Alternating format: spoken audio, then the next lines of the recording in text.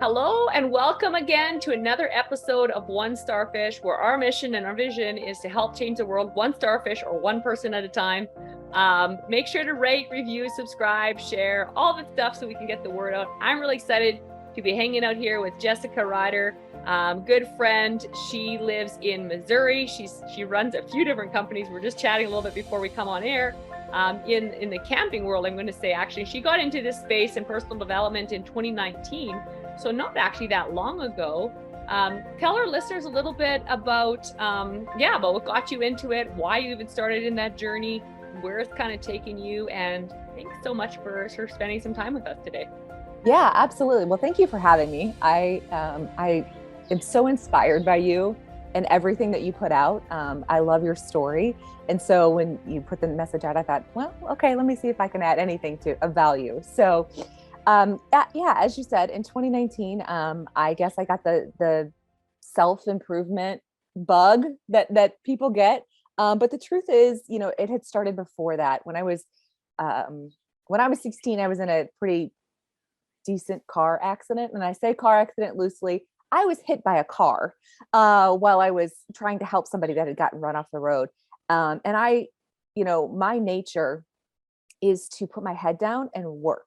Right. So you get hit, you get scraped up off the pavement, you go to physical therapy, you start walking again, you move on with your life. That's how I was raised. And so that's what I did.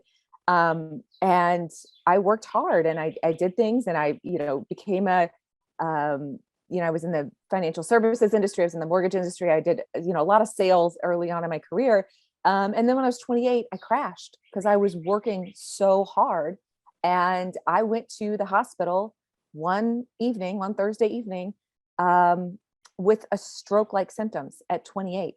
And it was horrific, and went through a weekend of testing and didn't find anything. But I knew then I had to change my life. I just didn't know, I lived that whole life that they tell you to live, right? You come out of college and you just go and you work and you be at that company, and that's what you do.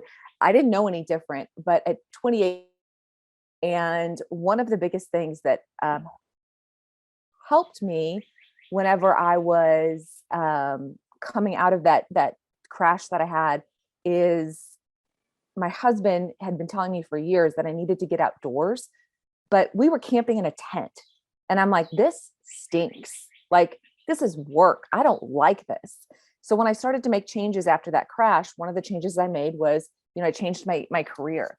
And that allowed us to financially be comfortable with buying a camper or an RV. And because we did that, we got outdoors a lot more. It was easy. Like, I'm type A, there's an entire system for that camper. And I point over there because it's sitting on the side of my house, but there's an entire system for it, right? I made it so completely easy. And then after buying our second RV in 2017, I'm like, this whole business process of buying an RV, like, this is atrocious, and it's just, it was not a great customer service experience. And I was like, I can do this better.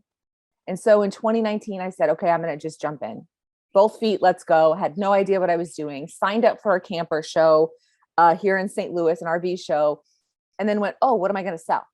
Oh, okay, well, I'm going to sell t-shirts now, and which was never my goal, but it got me in. And now that's led to, I now manage a not-for-profit for women in the RV industry, which has now connected me to thousands of women that work, and men that work in the RV industry. And then it evolved our camping business into service and repair. There's been some opportunities that have come in the industry that have allowed us to do that. And now we are going to take that nationwide and really start servicing these campers the way that they want to be serviced. And then again, off of that has spun an outdoor brand. I am somebody that, the brand is called Everyday People Outdoors, because it doesn't have to be hard. You don't have to be backpacking, the mountains to get outdoors. I'm sitting on my deck right now. I mean, you can see all the trees behind me, like, just get outdoors. Right. So that company is now creating products that are easy, everyday get out. That's really cool. And if you guys are Yeah. watching this on YouTube, obviously you see your shirt, which says Get Outdoors. If you're Yeah. listening to this on podcast, obviously imagine she's got an awesome background with a lot of trees. You got a really nice looking background there, girl. And Yeah. No, yeah, this is the backyard. yeah, it looks really awesome, which is super cool. And what, beyond trying to make it easier for people to get outside and to, do that, and then you started a nonprofit, what kind of drives you and motivated you to start a nonprofit, and what is your vision with that? So I actually didn't start the not-for-profit. It actually was already started within the industry, and I was just a member of it when I started my camping business. And so the opportunity came in 2021. They were looking for a new managing director. And, as somebody that's trying to be an entrepreneur, I hate to say that I'm trying to be one. But I was like, I don't want a job. Like, I don't need a, salary. I don't want that. And then somebody said to me, why wouldn't you do it? Like, one, it fits your skill set. And two, it gets you in front of the people that you want to be in front of. And I said, all right, fine. I know I can do it. Right. So I just threw my name in the hat and they were like, okay, we want you. And I was like, okay, great. And so what's amazing about that organization is that, as you can imagine, the RV industry is very male dominated. Mm-hmm. And when it comes to actually designing these things, I can tell you the first thing I said when I walked into my RV, how do I change the color of those blue lights? It has like these blue LED lights that go on top of the cabinets. I'm like, how do I change that color? And the sales guy goes, you can't. And from being in this organization, I'm talking to all these women. They're like, oh yeah, men design these RVs. And I'm like, that's ridiculous. 80% of the buying power is women. Women make this decision. Like, why would you design these for men? And so but I'm getting to know the women of the industry, and I'm also getting to know, a lot of the men as well, which is great. Because it's putting me in those positions that I wanted to be in all along. That's really cool. And what do you said you kind of got into personal development, and what got you into like the idea of just personal development? Like, I mean, I'm sure you were kind of a good person before and things were going good. What initiated the change in 2019? Like beyond the RV experience, what got you into the personal development? That's kind of the business side. What got you into the personal development side? So it's funny. I was, I did a lot of reading and stuff like that before. I had a mentor early on when I was in the mortgage business, and he, always encouraged reading. So I was reading and doing all those things. But my husband liked the show Diesel Brothers. And I was like, what is this show all about? I don't know. So I'm watching it one day, and then I started following the guys on Instagram, and I saw that the Dave did a panel, like a speaking engagement, right? And I'm like, well, who are these other people on this panel, And I'm like looking at these people, and I'm looking at them talking, and I'm like, well, who are these people? Then I stumbled on Andy Frisella, and I was like, well, who's this guy? And I was like, well, he's from St. Louis. Oh, how do I not know this?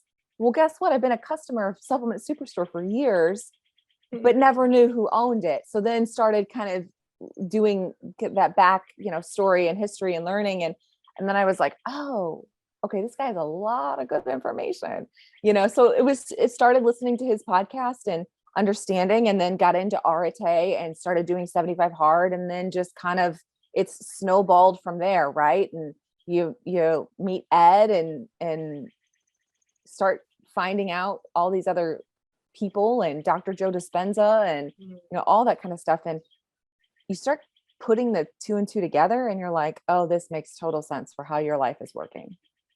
That's so cool. So what's been one of your biggest, I guess, aha moments for you in the last few years delving into some of this stuff? Curious if, you might have a few, but like what are some that come to mind? I will say the biggest thing that's come to mind right now is the law of attraction. And that's come up several times, little things like I'll be worrying about, oh man, I got to pay this big expense for this business, or I got to do this, or I got to do that.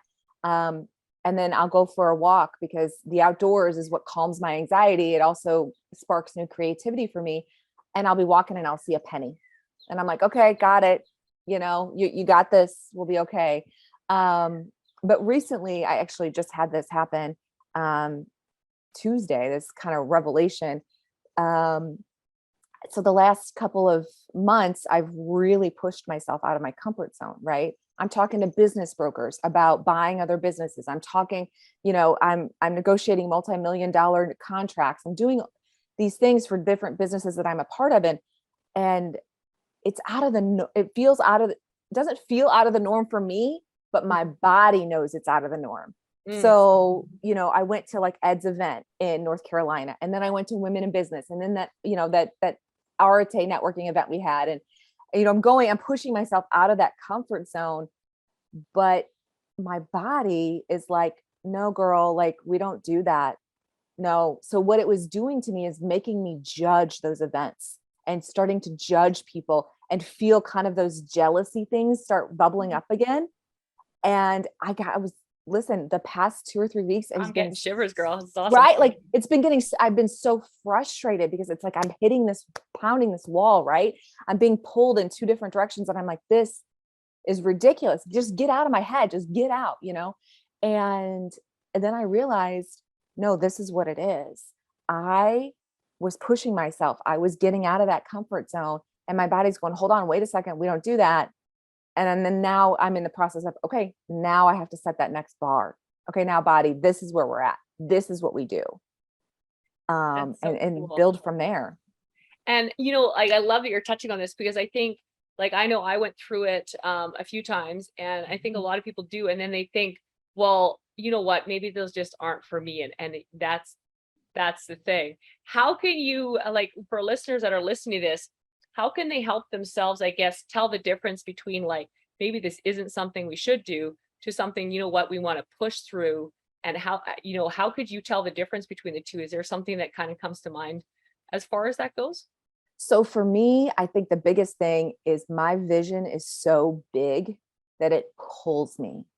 And I am so connected to why I am here. And it took me a long time to figure that out. I mentioned that car accident, right? It took me almost 20 years to figure out why I didn't die.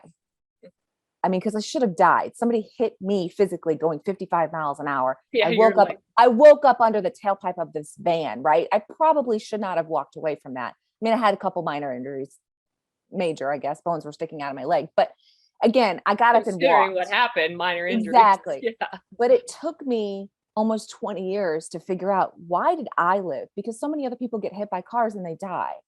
And so why did I live? And so more involvement in that and understanding, okay, nope, there's a bigger purpose. And, as woo-woo as this may sound, lately it's been, I believe that our souls are a combination of somebody from the past.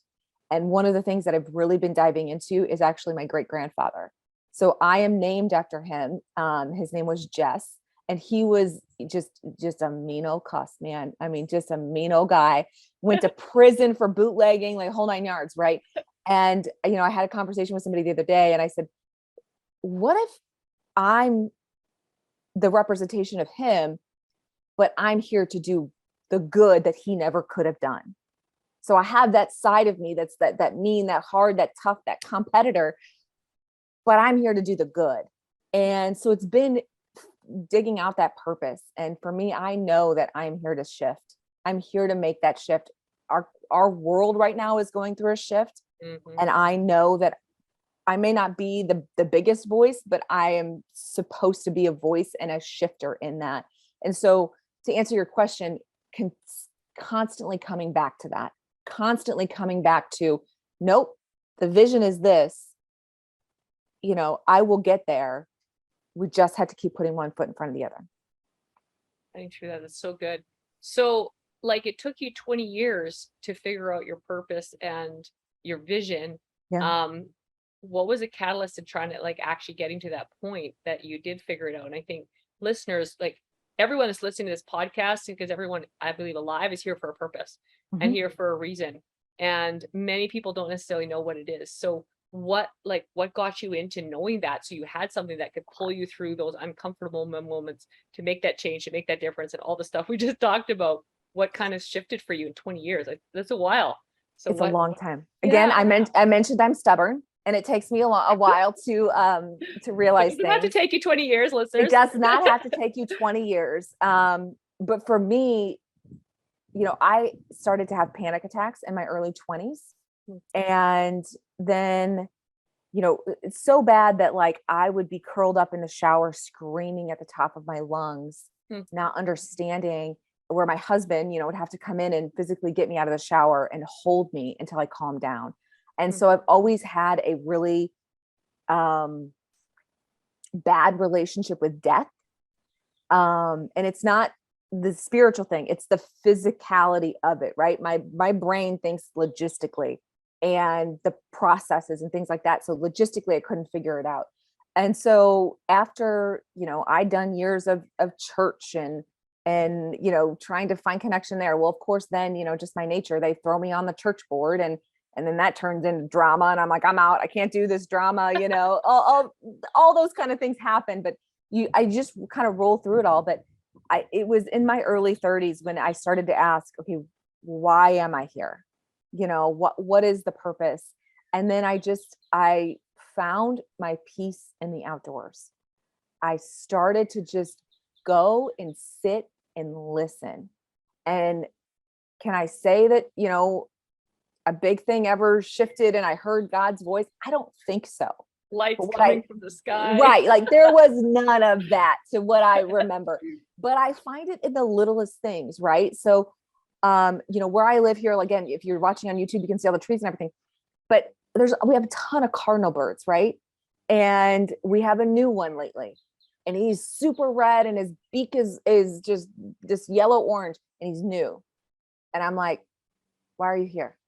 You're somebody new, because and I'm somebody that believes that cardinal birds are a representation of souls that have passed. And so I just started to listen to nature more, right? I'd be on a walk and I'm like, what does it mean? What is this? What is that? I just started asking questions to the universe.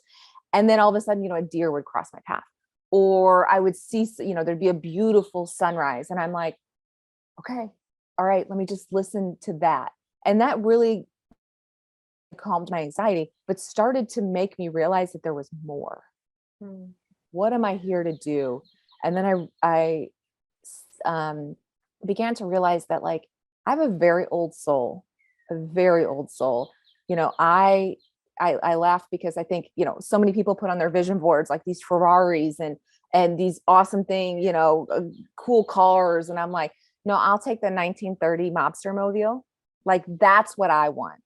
You'll see me rolling around St. Louis in that, because I so relate with that. I tell people all the time, I'm like, I think you could pick me up and put me back in the 1920s, and I would be like the woman the mob uses to front, their money laundering. Like I would be that woman. Well, your grandpa, it sounds like he's a bootlegger, so it comes. Well, listen, I could tell you a story about two guys showing up at the house that my grandpa always told, and nobody knew who they were. And somebody thought that they were maybe connected to like John Dillinger, but nobody can prove that, See, but mobster, like you're in the right there. You're good to go. I'm so fascinated with the mob. I'm so fascinated with them because I love the inner workings of it. How did they move the money? How did they, do like, how did guys like Lucky Luciano, start back in the, the early days of the mob with him? Like, how did he get all these gangsters together, and then they tell Al Capone that he needs to quiet it down, because he's causing too much, it's like, it's all those inner workings that are so fascinating. So going back a little bit here, with you going through the anxiety, I know a lot of people, especially the last couple of years, this is a big pandemic, I would say, is actually the anxiety and mental thing out there. When you were going through that, did you go through did you just try to work through it yourself? Did you go to doctor treatment? What did you find was probably good, and what did you find that maybe it was actually harmful? So early on in my early 20s, when, and I can tell, I can relive the night, the first panic attack that I had. I can tell you, exactly where I was and everything.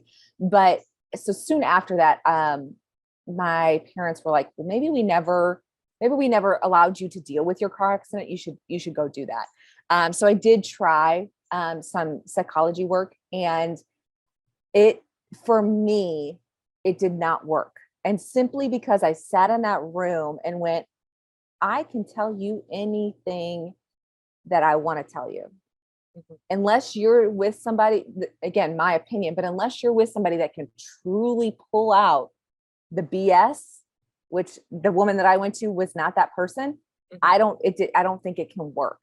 And so what I had to do was, a lot of it is just letting go. I'm such a control person. Again, type A, like I have to be in control. I need to know what's going on. And the outdoors was that place that I absolutely have no control. You come out here, I have no control over anything out here. Flies, birds, bugs, snakes, whatever. I don't control it. They all exist in a life that is outside of me, and I have nothing to do with it. And it took several times of going camping. And again, I have a 40-foot fifth wheel over there. Like it's not the Taj Mahal, but it's pretty darn close, right? I don't sleep on the ground. But it took times of just going and turning my phone off and going, I'm going to focus on just being right now. And then I got to the point where, okay, Jessica, you can do this, that now you can bring your phone. Now you can bring work, because you know when to turn work off and you know when to turn it on. You know when to train yourself. Yes. You know when it's your creative time and you just need to get on and do 10 things really quick because you're creative, and then you can turn it off and go sit by the fire again. But it took the outdoors. It took, my husband honestly had to step in and be like, and that's hard for me to let somebody else step in and tell me what to do. And so he would have to say, nope, put it down. We're going to go on this hike, or we're going to do this, or we're going to do that. And then I was like, okay, I can just relax. I can breathe. And then I figured out a flow for myself. That's really cool. I love it. So if someone was listening to this, and we'll wrap up here right away. And like I said, make sure to rate, review, all that stuff, and reach out to Jessica. We'll have links and all that stuff in the show notes. But I have 3 final questions that I always wrap up with, and anything that you want to leave the listeners. If you're like, man, Angela didn't touch on this, and I would, if I run into someone in the coffee shop and they said, hey, what did Angela touch on? What would that be? So 3 final questions. Number 1, and we kind of touched on this, I feel like a lot, but if someone's looking for their purpose, what is one sentence you would say that would help them find it? Get outdoors and listen. Well, that's easy. Number 2, and you probably have more than one, but what comes to mind? What's your favorite quote and why? Tough times don't last, tough people do. She's on it. Look at that. I love it. And number 3, what is one word or sentence you want on your gravestone? Can I cuss on this show? Sure. No. I will say that one of the things that I write on a daily basis is I want an ethos around me of heart and love. And to me, that means no nonsense. I tell you like it is, but I do it every day in a loving way. And so I think something along those lines on my gravestone would be great. I also don't really need a gravestone. I would rather you just take everything that, I've worked over the years to try to preserve in my body and take it and use it for science, and then just throw me in the fire and then throw my ashes somewhere. So I would want that ethos, though, like for people to remember, hey, you know what? She would get in my face and tell me like it is, but I knew she loved me, and it's what she wanted me to live a better life. Awesome. I love that. And like I said, finally, if you run into someone in a coffee shop and they're like, hey, Jessica, that was absolutely incredible. Loved your story, coming from anxiety, dealing with some of that, and kind of finding your purpose and a mission and a vision. And maybe something we didn't touch on, what would that be that, you would want to have them an action step or a movement or a thought process that you would give them? Don't be scared. There's no reason to be scared. Get out and do it. If you're like, I tell people all the time, if you're scared to get in a camper and camp, call me. I'll tell you how it's not scary. You know, I've pulled that 40-foot rig by myself across the US, done everything. It is not scary. You know, there's other things I do in my life. I personally protect myself. That's why I'm creating a backpack. It's not scary to do that. You just need to be responsible. So don't be scared. Just do it. That's good. I like that. Don't be scared. Just do it. Like I said before, make sure rate, review, subscribe, follow Jessica. I know she's on Instagram and Facebook. And like I said, we'll put links in. Thank you guys so much as we go out there. You know, let's go change one life or one starfish at a time. And if we continue to change one life at a time, we can actually change the world. Thank you so much, Jessica, for being on. Thank you.